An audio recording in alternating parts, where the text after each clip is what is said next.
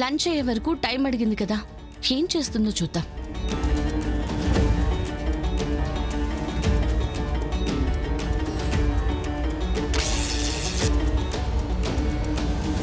అమ్మి వయన్ని చూసుండదు బోడా. పో అమ్మి, నిషిని కాపాడేదానికి పో. స్విచ్ ఆన్లోనే ఉంది.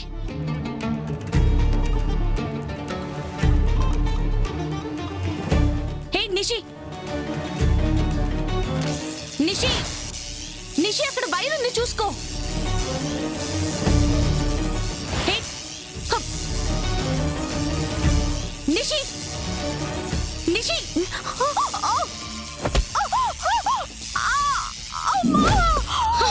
నిషి, నిషి ఏమైంది?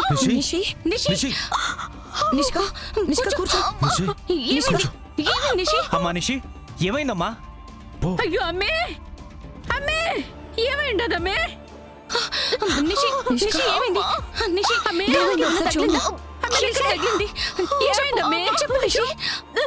అయ్యో నిషి, నిష్కా, చెప్పు నిషి. ఏమైంది నిష్కా? అయ్యో ఎక్కడ తగిలిందో చెప్పు నిషి. కడుపుతో ఉన్న అమ్మని పక్కకు నెట్టేసి కడుపు తగిలేలా చేసి మళ్ళా యాడ తగులుండదని ఏమి తెలియనట్టు భలే అడుగుతుండవమ్మే.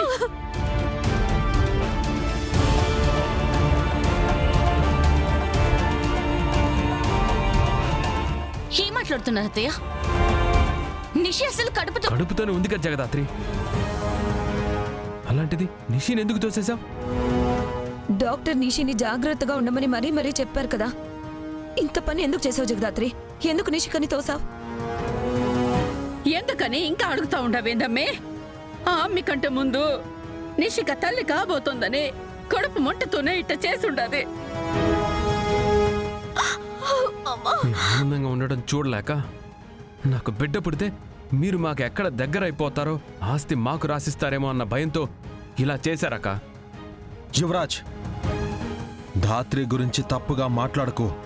ధాత్రికి ఆస్తి అంతస్తులు ముఖ్యం కాదని అక్కకి నాన్నకి బాగా తెలుసు. నిషి కాస్త ఊచుకో. కడుపుతో ఉంది కదా, డాక్టర్ భద్రంగా ఉండమని మరి మరి చెప్పుండారు కదా. ఎందుకు పక్కకి నెట్టేసుండావు? కడుపు మంటతోనే కదా. వైజయంతి నువ్వాగు. అమ్మా జగదాత్రి, ఎందుకు చేసావమ్మా ఈ పని? ఎందుకు నిష్కని అలా లాగావు?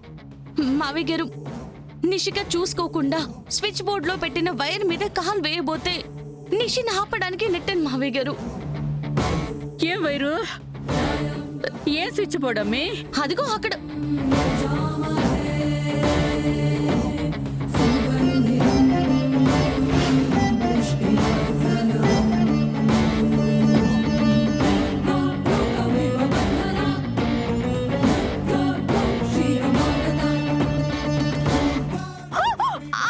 అయ్యో నిషి, నువ్వు వెళ్ళి ఆ వైర్ తీసేసి రాబో.